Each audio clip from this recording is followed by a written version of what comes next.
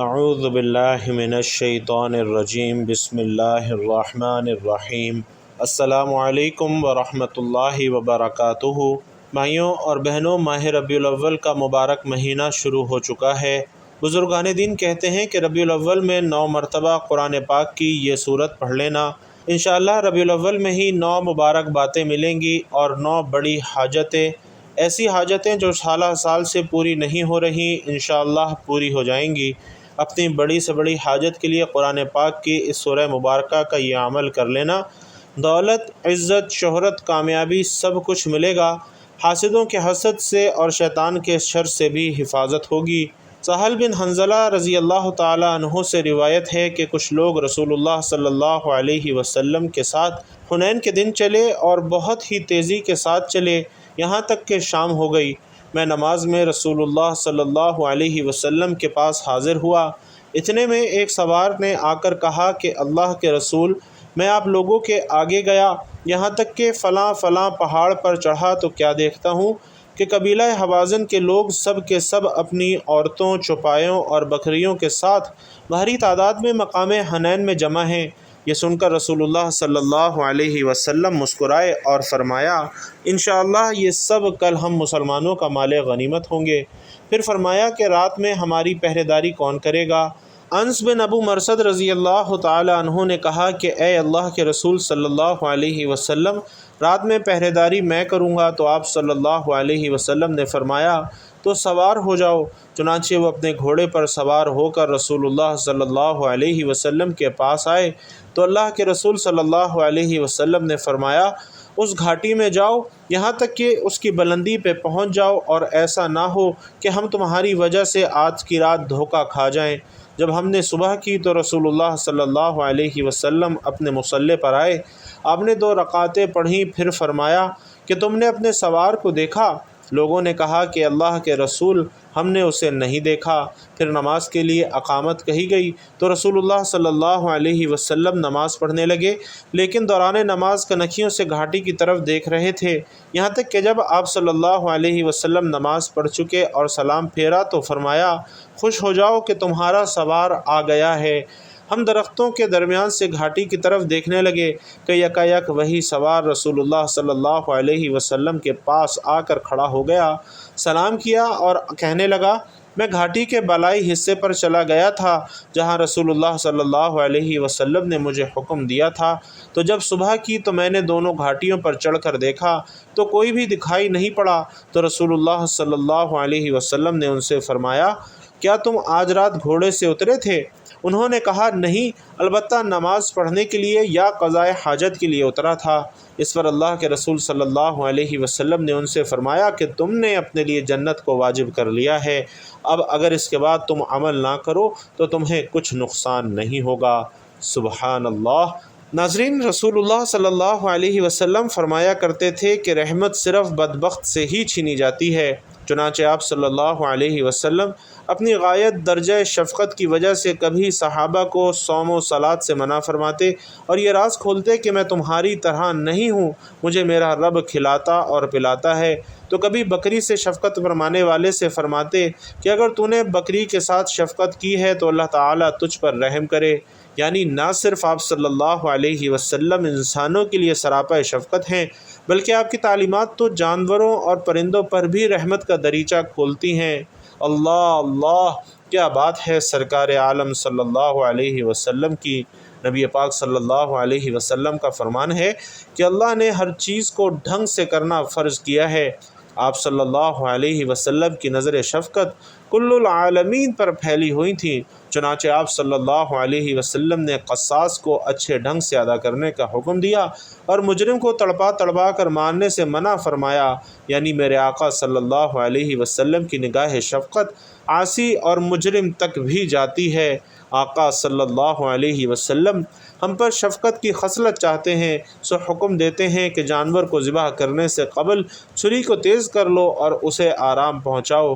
کہاں ایک نیک عورت بلی کو تڑپا کر مارنے پر جہنم میں بھیج دی جاتی ہے، اور کہاں ایک گناہ گار عورت ایک کتے کو پانی پلانے پر بخش دی جاتی ہے، جبکہ آج ہم مسلمانوں کا کیا وتیرہ ہے کہ آتے جاتے جانوروں کو چھیڑنا، انہیں پتھر سے مارنا ہم نے کھیل بنا لیا ہے۔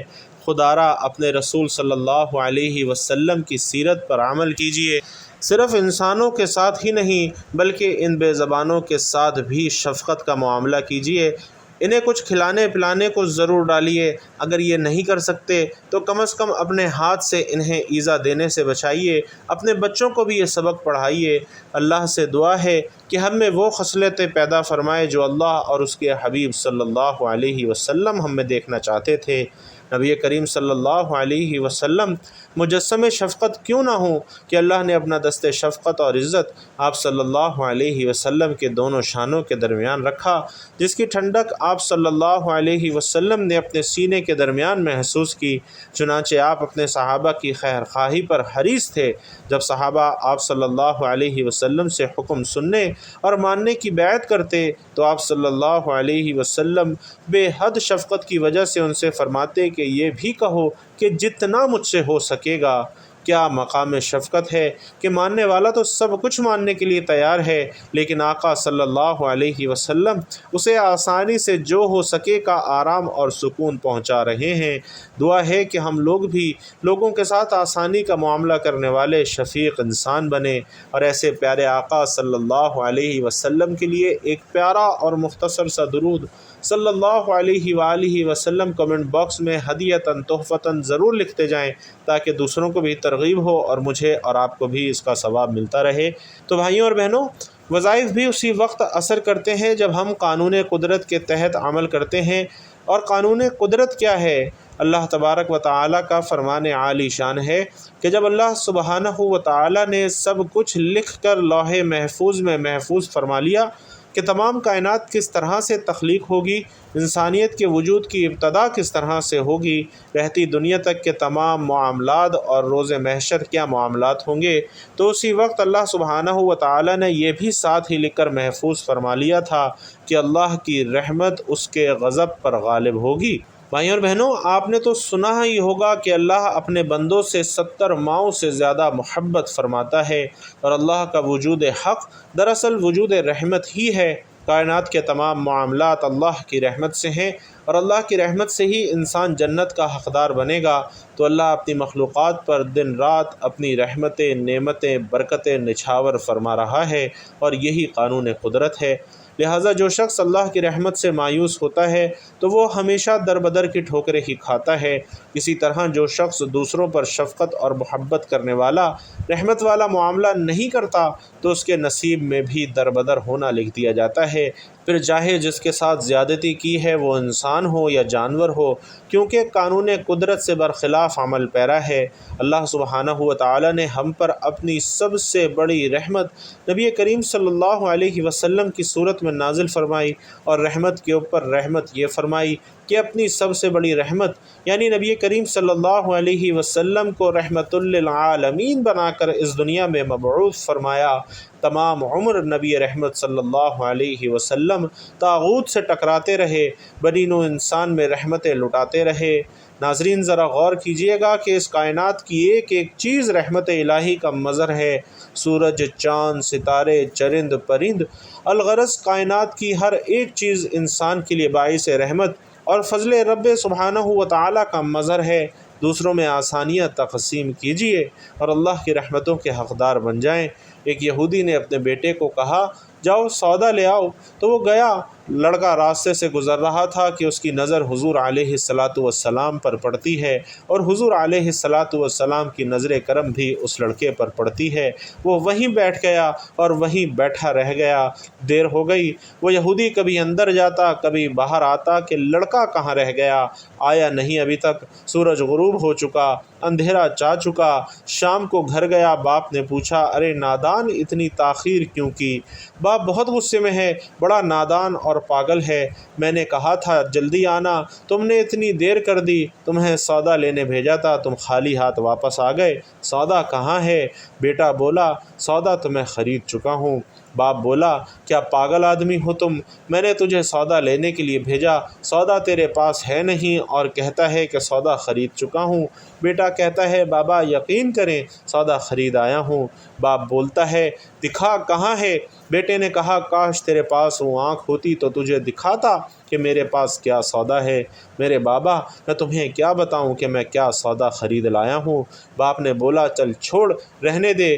وہ لڑکا روز نبی رحمت صلی اللہ علیہ وسلم کی خدمت میں بیٹھنے لگا۔ وہ یہودی کا اکلوتا بیٹا تھا، بہت پیارا تھا، اس لیے کچھ نہ کہا۔ کچھ دنوں بعد وہ لڑکا بہت بیمار ہو گیا، کافی دن بیمار رہا اور اتنا بیمار کہ کمزوری اتنی ہو گئی کروٹ لینا مشکل ہو چکا تھا اور پھر قریب المرگ ہو گیا۔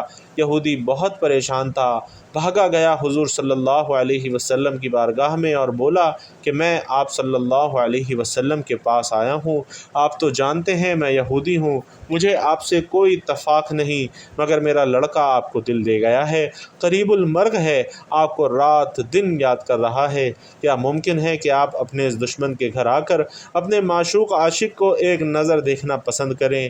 کیا یہ آرزو پوری ہو جائے گی کہ وہ مرنے سے پہلے آپ صلی اللہ علیہ وسلم کا دیدار کر لے؟ وہ کسی اور چیز کی آرزو نہیں کر رہا۔ آپ صلی اللہ علیہ وسلم نے یہ نہیں فرمایا کہ میں جاؤں گا یا نہیں جاؤں گا۔ آپ صلی اللہ علیہ وسلم نے فرمایا ابو بکر اٹھو، عمر اٹھو، علی چلو، چلیں عثمان، اور باقی بھی جو سب ہیں چلیں آپ کے عاشق کا دیدار ہم بھی کریں، اپنا دیدار اسے دیتے ہیں، آخری لمحہ ہے، آنکھیں بند کرنے سے پہلے اسے ہم کچھ دینا چاہتے ہیں، چلو چلتے ہیں۔ یہودی کے گھر پہنچے تو لڑکے کی آنکھیں بند تھیں۔ حضور صلی اللہ علیہ وسلم کا سراپا کرم ہی کرم ہے۔ لڑکے کی پیشانی پر آپ صلی اللہ علیہ وسلم نے اپنا دست اقدس رکھا، لڑکے کی آنکھیں کھل گئیں، جیسے زندگی لوٹ آئی ہو، جسم میں طاقت آ گئی ہو، ناتوانی میں جوانی آ گئی ہو۔ آنکھیں کھولیں، رخ مصطفیٰ صلی اللہ علیہ وسلم پر نظر پڑی، ہلکی سی چہرے پر مسکراہٹ آئی، لب کھل اٹھے، مسکراہٹ پھیل گئی۔ حضور صلی اللہ علیہ وسلم نے فرمایا بس اب کلمہ پڑھ لو۔ لڑکا اپنے باپ کا منہ تکتا ہے تو وہ یہودی بولا میرا منہ کیا تکتا ہے، ابو القاسم جو کہتے ہیں وہ کر لو۔ لڑکا بولا یا رسول اللہ صلی اللہ علیہ وسلم میرے پاس تو کچھ بھی نہیں ہے۔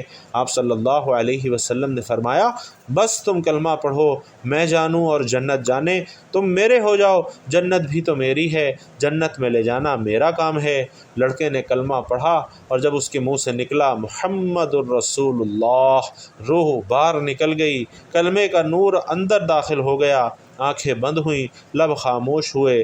اس لڑکے کا باپ یہودی بولا محمد میں اور آپ دونوں مخالف ہیں، اس لیے یہ لڑکا اب میرا نہیں رہا، اب یہ اسلام کی مقدس امانت ہے، کاشان نبوت صلی اللہ علیہ وسلم سے اس کا جنازہ اٹھے تب ہی اس کی عزت ہے، لے جائیے اسے۔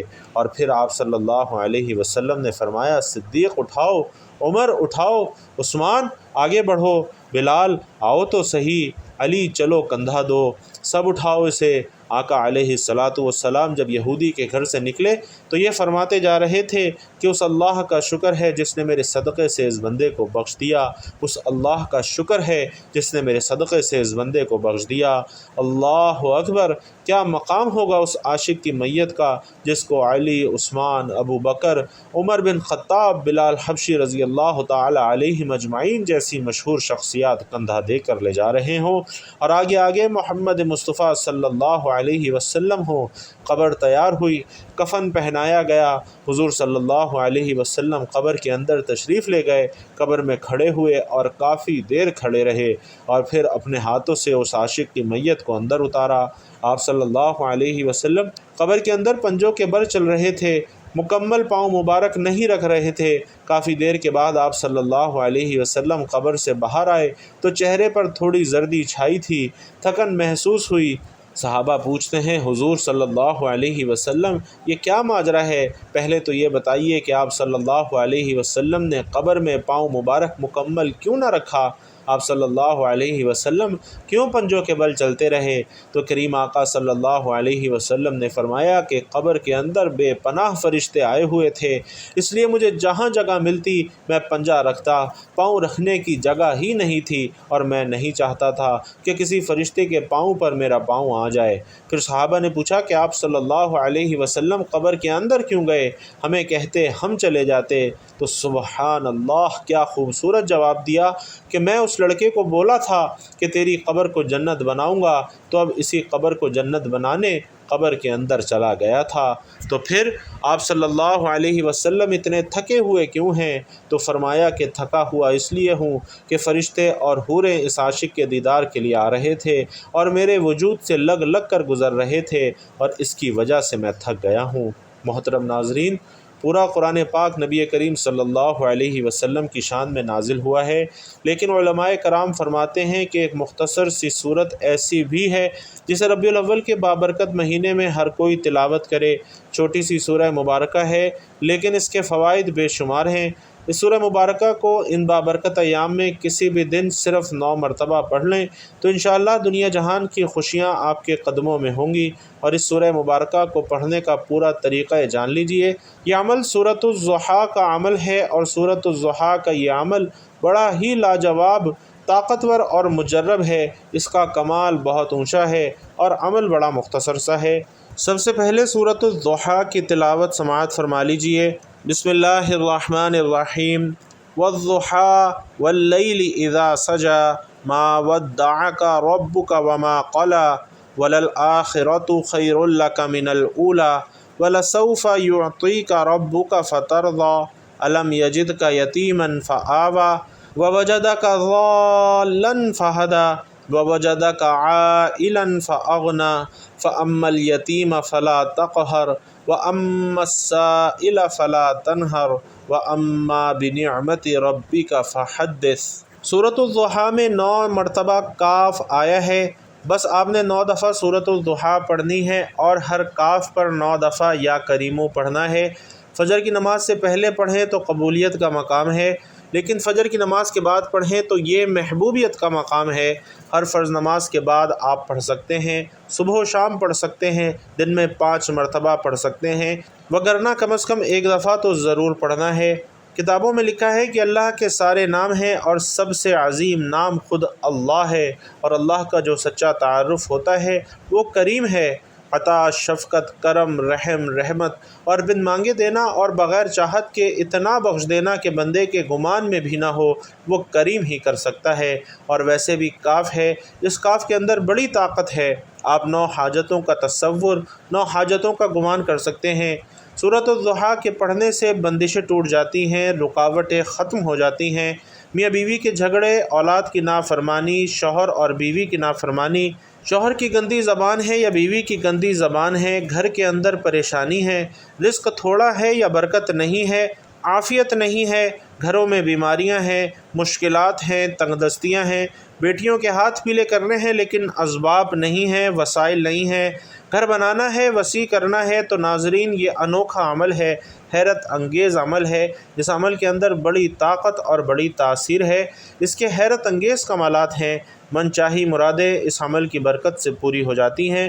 عمل کا طریقہ بھی نہایت آسان ہے کہ عمل کے آغاز میں 9 مرتبہ درود ابراہیمی پڑھیں، پھر سورۃ الضحیٰ پڑھنا شروع کریں۔ جب پہلے کاف پر پہنچے تو 9 مرتبہ یا کریمو پڑھیں، پھر آگے چلیں، دوسرے کاف پر پھر سے رک کر 9 مرتبہ یا کریمو پڑھیں، آگے چلیں اور ہر کاف پر رک کر 9 بار یا کریمو پڑھتے جائیں۔ ایک بار صورت مکمل کریں، پھر دوبارہ ایسے ہی پڑھیں۔ کل 9 مرتبہ سورۃ الضحیٰ اسی طرح پڑھیں کہ ہر کاف پر رک جائیں اور 9 بار یا کریمو پڑھتے جائیں، اور آخر میں 9 بار ہی درود ابراہیمی پڑھ کر عمل مکمل کر لیں۔ اس کے بعد اپنی 9 حاجات چاہے جتنی بڑی مرضی ہوں اللہ رب العزت کے حضور پیش کر دیں، صدق دل سے دعا کریں اور اپنی روزمرہ کی زندگی میں مصروف ہو جائیں۔ اللہ تبارک و تعالی سے دعا ہے کہ نیکی کی بات ہم سب کو سننے، سمجھنے اور اس پر عمل کرنے کی طاقت اور توفیق مرحمت فرمائے۔ میرا سنانا اور آپ کا سننا اپنی بارگاہ میں قبول و منظور فرمائے، آمین یا رب العالمین۔ بھائیوں اور بہنوں، آخر میں آپ لوگوں سے گزارش ہے کہ ایک پیارا اور مختصر سا درود پیارے آقا صلی اللہ علیہ وسلم کے مہینے میں آپ صلی اللہ علیہ وسلم کے لیے تحفتاً کمنٹ باکس میں ضرور لکھتے جائیے گا۔ اللہ تبارک و تعالی آپ سب کا حامی و ناصر ہو، آمین یا رب العالمین۔